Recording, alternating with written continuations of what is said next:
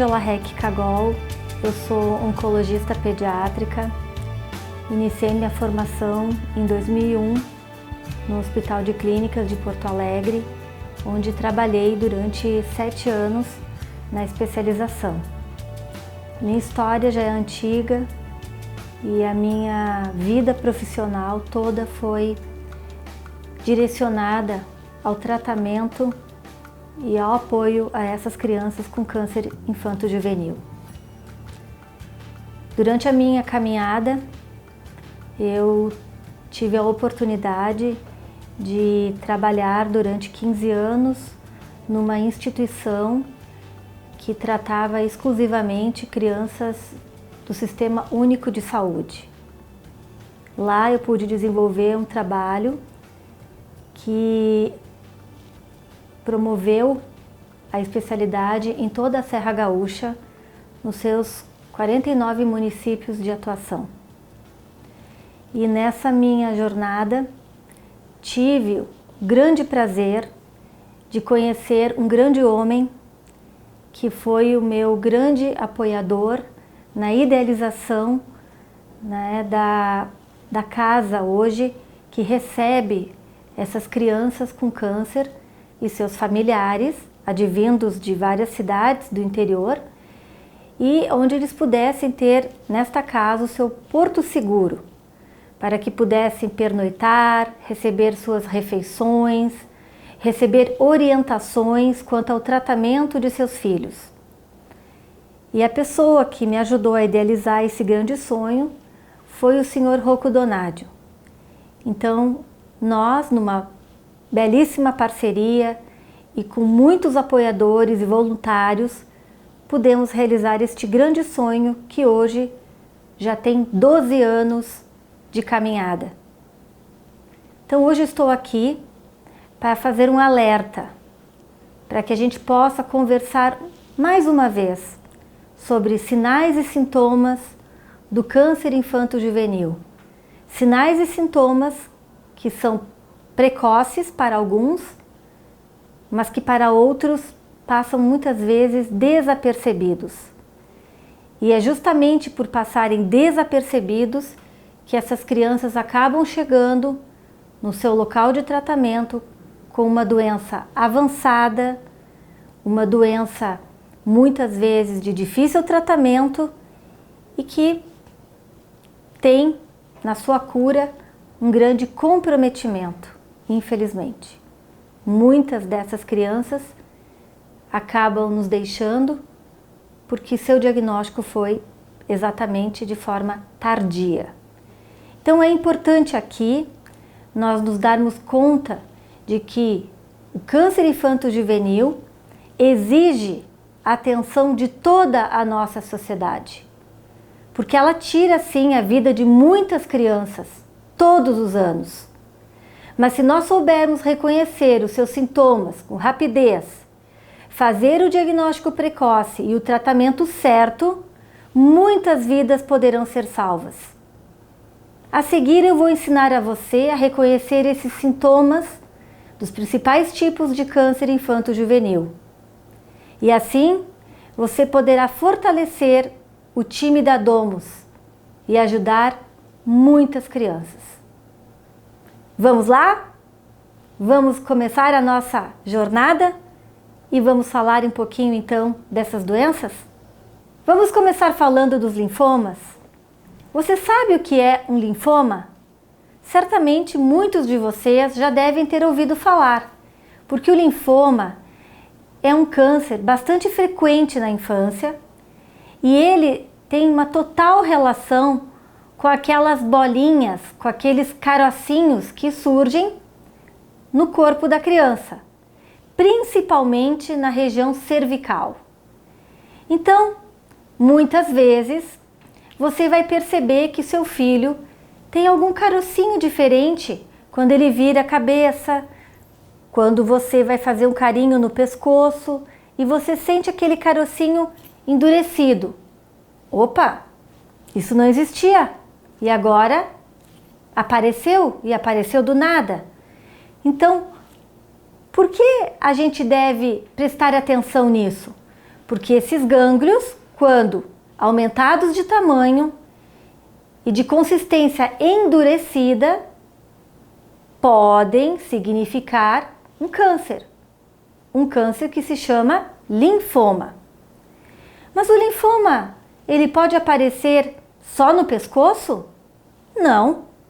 Esses carocinhos, eles podem surgir no pescoço, embaixo do braço, nas axilas, na região de cotovelos, na região do ossinho, aqui, que a gente chama de clavícula, enfim, em qualquer parte do corpo.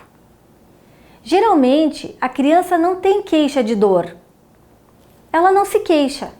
Simplesmente, aquilo vai aumentando de tamanho em poucas semanas.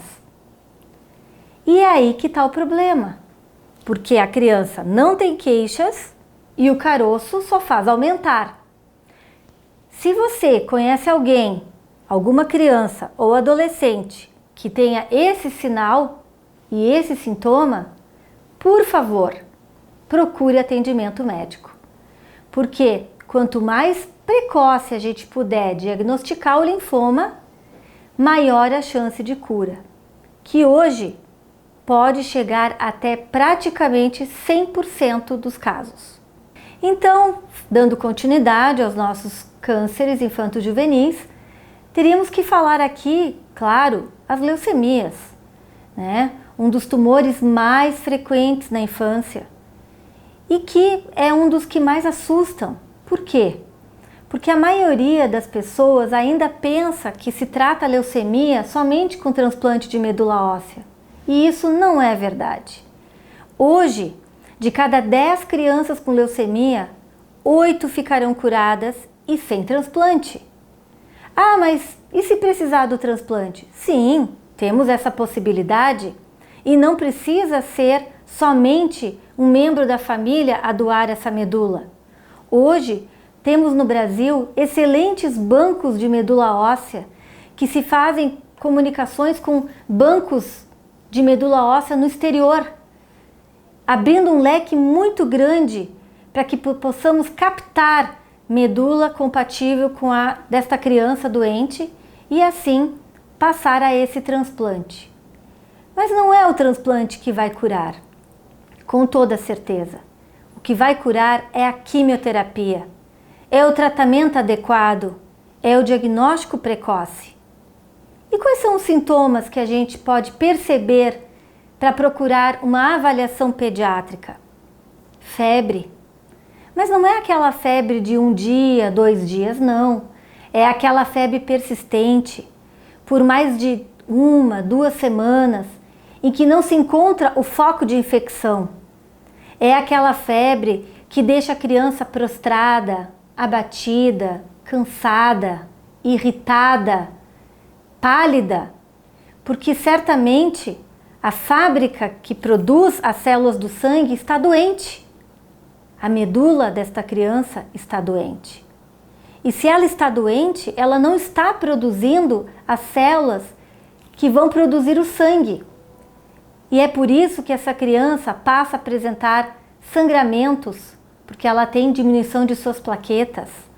Ela passa a apresentar palidez cutânea, porque ela não tem a produção das hemácias. Ela começa a ter dor nos ossos, dores nas pernas. Ela não consegue mais brincar, ela não consegue correr, porque ela fica cansada, com dores articulares. Por quê?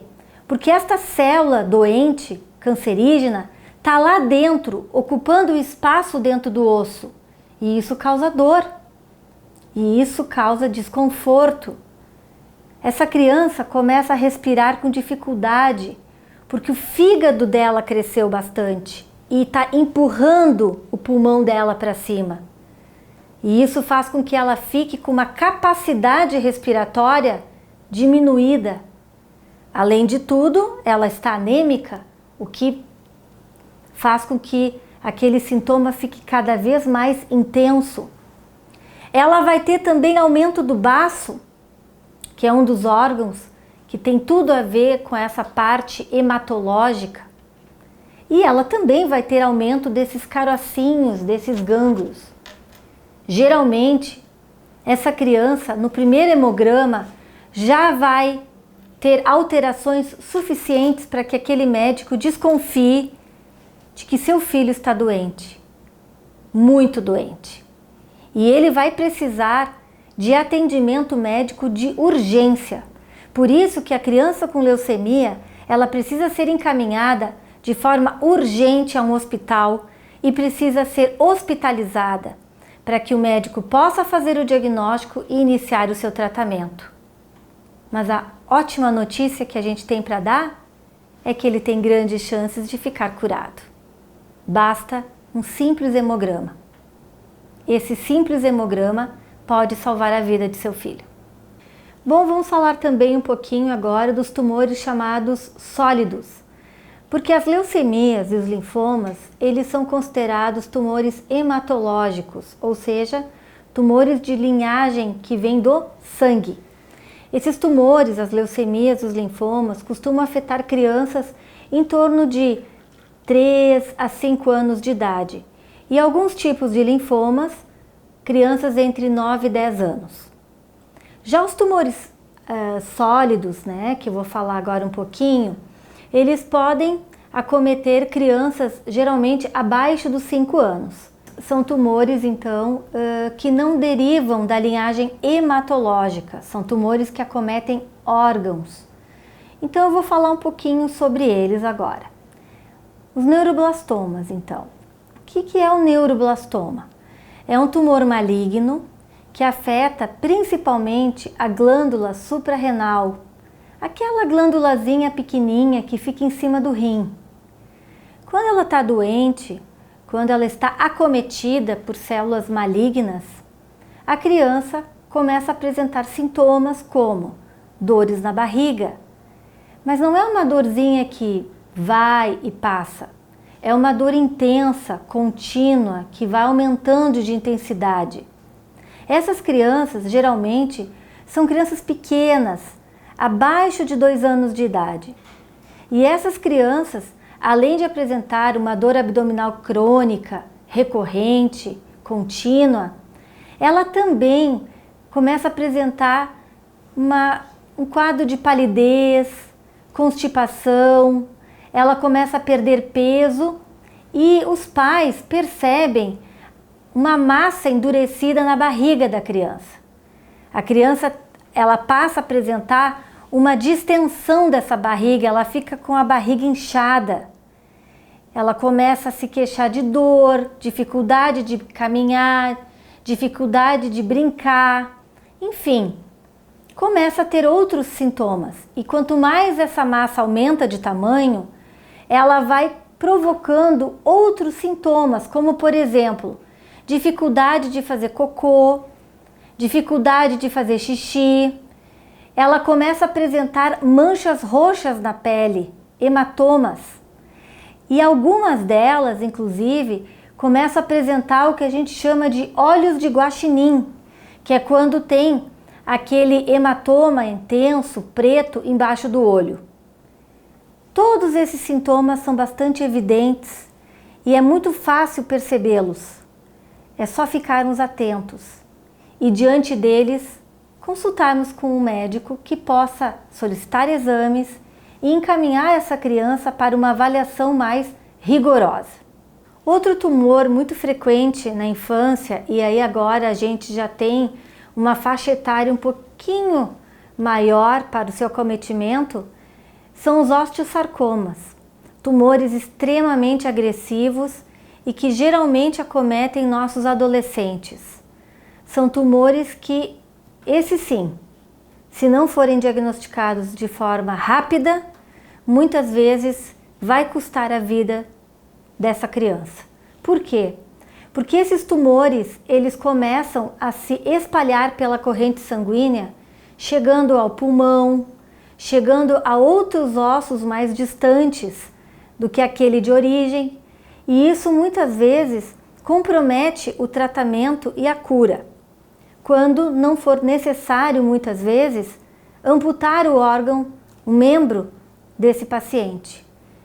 Portanto, fique atento à queixa de dor óssea, a dor nas pernas, a percepção de que um dos lados, por exemplo, o joelho direito, está mais inchado que o esquerdo, ou a percepção de que tem uma bola inchada no meio da coxa, o braço está inchado, enfim, toda essa situação onde a gente tem os ossos longos, né, coxa, braços, é ali que eles gostam de iniciar, é ali que o tumor começa a se desenvolver. E ele não vai ficar somente ali na altura do osso, ele vai passar a acometer as partes moles também, músculo, gordura, tendão, ligamentos, os vasos sanguíneos que permitem com que eles saiam dali e vão a outros locais à distância, nervos periféricos, enfim, toda essa gama, né, de ligamentos ósseos que nós temos ali. Geralmente, essa criança, ela não tem histórico de trauma. Não.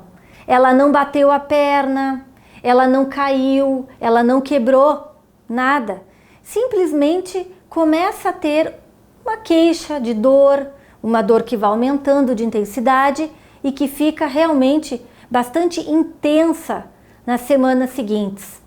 Essa criança começa a perder a fome, começa a perder peso e obviamente que quando nós nos darmos conta, ela já vai estar com essa doença em pleno andamento. Por isso é muito importante ficar atento a essas queixas dos nossos adolescentes. Não simplesmente ignorá-las, dizer, mais uma queixa. Não, vamos atrás, vamos ver o que está acontecendo. É muito importante que isso seja feito de forma mais precoce possível. Outro tumor que a gente pode citar aqui são os sarcomas de partes moles. Opa, a senhora falou antes em osteosarcoma? Sim, osteosarcoma porque é um sarcoma do osso. Mas existe também o sarcoma das partes moles, do músculo. E aqui eu falo de um tumor extremamente raro. É muito difícil fazer um diagnóstico desse tipo de câncer, graças a Deus. Mas infelizmente eles existem. E nós não podemos ficar achando que nunca vai acontecer, que nunca vai ter nenhum caso. Não, temos que ficar atento, porque os sinais e sintomas são muito parecidos com sinais e sintomas gerais de pediatria. Por exemplo, congestão nasal. Qual a criança que não tem o narizinho de vez em quando trancadinho, não consegue respirar direito? Qual é a criança que não tem vômitos, queixa de dores de cabeça?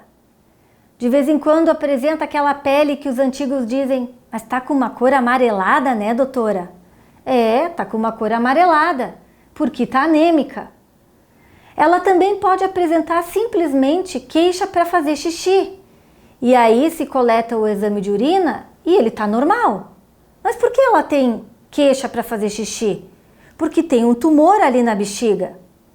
Ou então ela começa a apresentar queixa de dor de barriga e aí de repente ela começa a apresentar dificuldade para fazer cocô.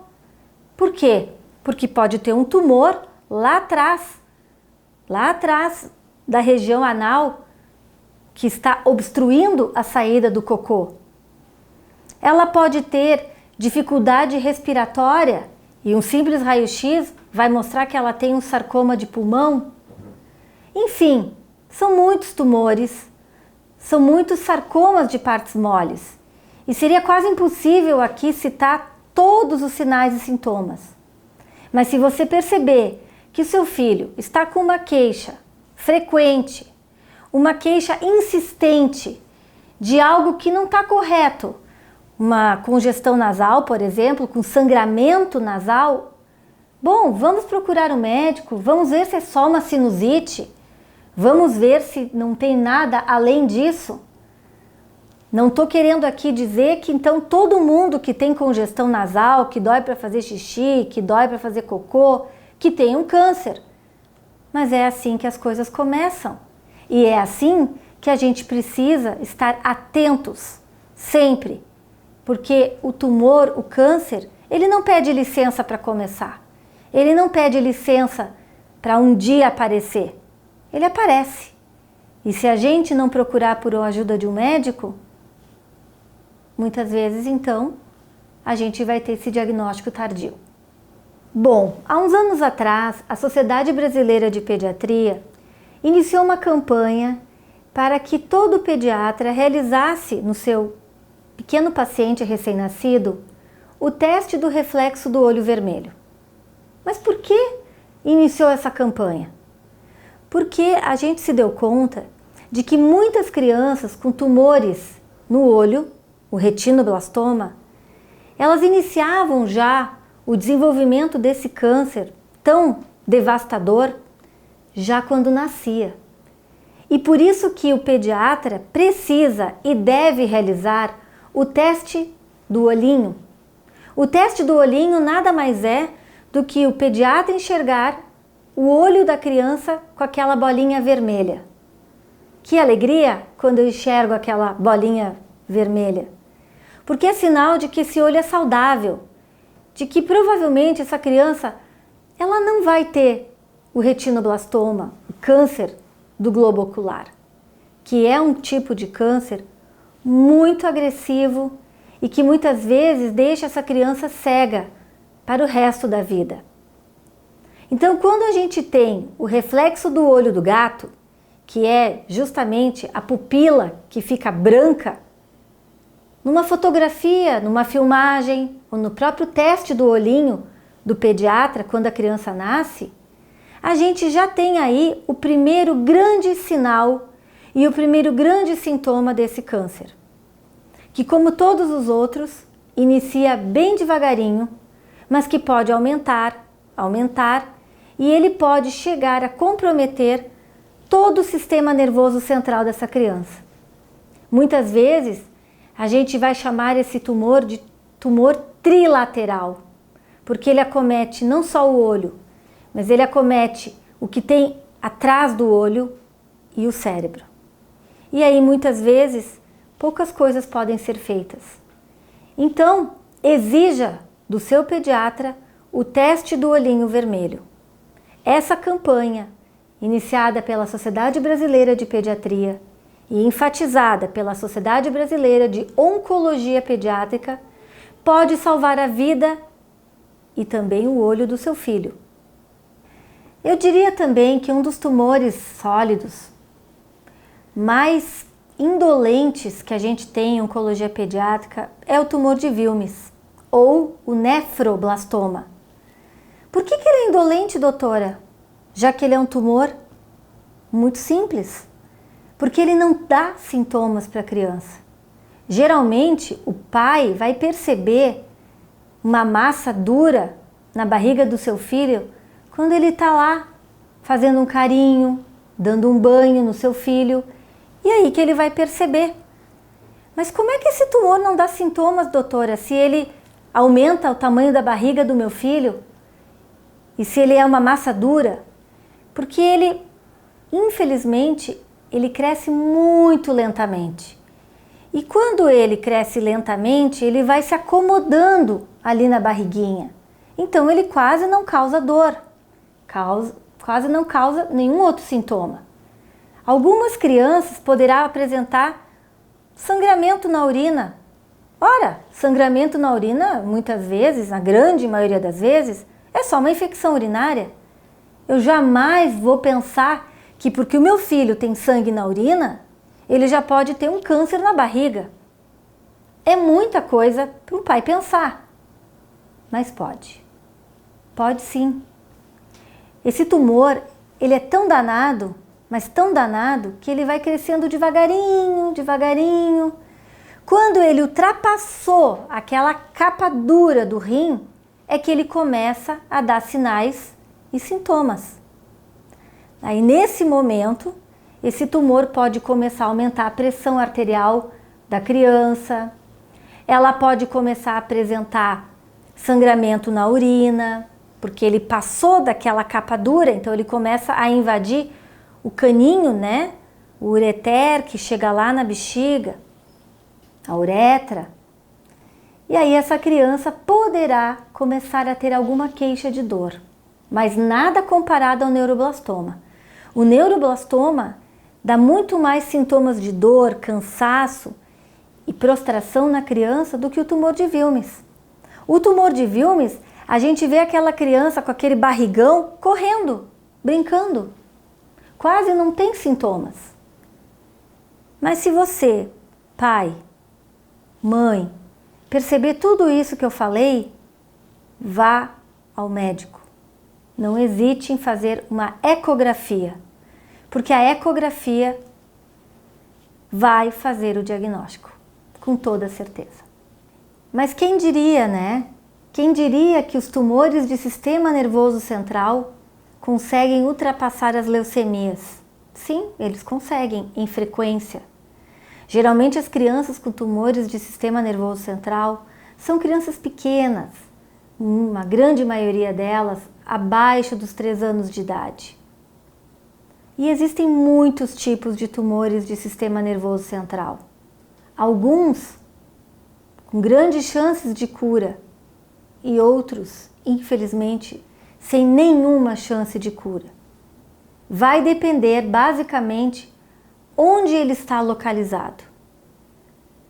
Mas os sinais e os sintomas são muito parecidos em todos eles. Geralmente, a criança começa a apresentar uma mudança de comportamento.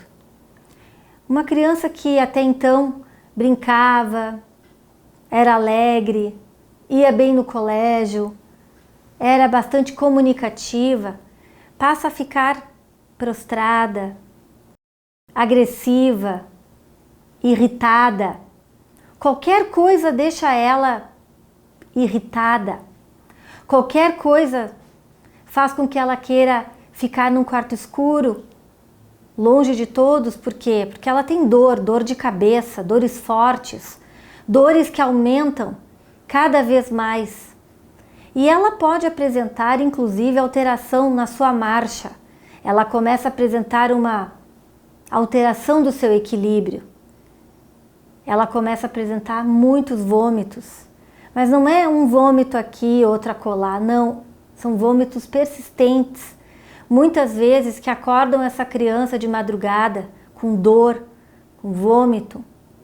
Então são os sinais mais importantes dos tumores de sistema nervoso central. Dores de cabeça e vômitos. Além das alterações de comportamento que eu já falei inicialmente. Mas muito importante, mais importante do que tudo, é você perceber que essa criança não é mais a mesma. Ela não tem mais aquele brilho no olhar, ela não consegue mais fazer o que ela costumava fazer. Justamente nessa situação é que a gente precisa procurar ajuda médica. Nesses meus 20 anos como oncologista pediátrica, infelizmente, eu já vi muita criança com tumor no sistema nervoso central ser taxada de psicopata. Dizer que ela está em depressão simplesmente, ou dizer que ela está com algum distúrbio psiquiátrico qualquer, atrasando ainda mais o diagnóstico. Por quê? Porque essa criança realmente está alterada, mas ela tem uma alteração focal, que está lá dentro do cérebro dela, que altera até mesmo a fala dela. Tudo isso são sinais que vão aparecendo ao longo dos meses, não é de uma hora para outra, mas que a gente vai percebendo e a gente vai somando 1 mais 1, 2 mais 2, até que a gente chega em alguém que esteja disposto a fazer uma investigação. E o melhor exame para isso é realmente a tomografia de crânio. Sem a tomografia fica muito difícil o médico ter certeza de que tem um câncer. A não ser que a criança tenha uma crise convulsiva, apresente um desmaio, algo mais grave e que obrigue a procurar uma emergência, onde é quase certo que vão fazer exames mais profundos. Mas se essa criança depender do Sistema Único de Saúde, ou seja, do postinho do seu bairro, aí as coisas ficam um pouco mais complicadas. Mas não podemos deixar de ter fé e esperança. e procurar ajuda médica, mais uma vez, como eu disse todas as vezes aqui, é fundamental para um diagnóstico precoce. Chegando ao fim agora, depois de ter conversado com você sobre os principais cânceres infanto-juvenis, a gente tem que deixar aqui uma mensagem de fé, de esperança, que a gente que trabalha tantos anos e vendo tantos casos, né, de crianças que trataram o seu câncer e que hoje estão aí curadas, a minha mensagem é que temos sim luz no fim do túnel, é possível que essas crianças fiquem curadas, o diagnóstico de câncer não é o fim da linha, o diagnóstico de câncer não é o fim, não, ele é o início. Ele é o início de uma grande luta e que tem como o objetivo principal a cura. Devolver a vida para essa criança, devolver a infância que ela vai ter roubada por alguns meses.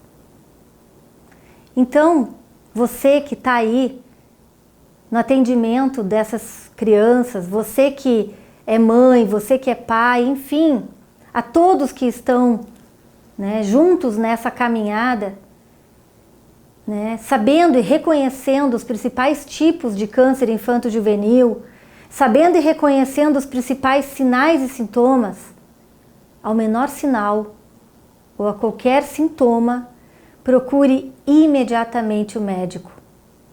Procure esse profissional, porque certamente ele vai poder lhe ajudar, ele vai poder estender a sua mão e vai estar encaminhando essa criança para um centro adequado de tratamento, um centro onde existam profissionais gabaritados, especializados no atendimento. E eu não falo aqui somente do médico, não.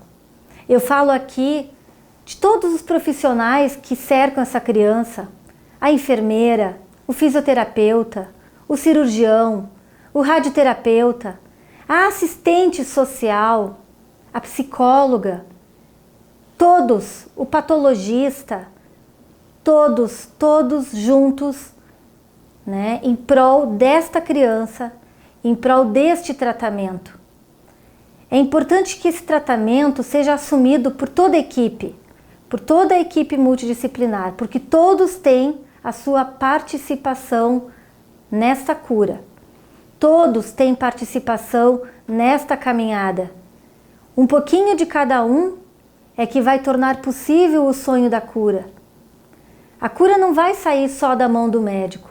A cura vai sair da mão de todos esses profissionais e principalmente do apoio da família, do apoio dessa mãe, desse pai, do irmão, dos avós, dos tios, dos amigos, todos.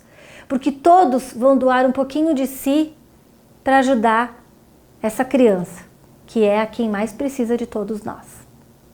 Portanto, vamos cada vez mais estar atentos para que possamos oferecer a cura, num percentual cada vez maior.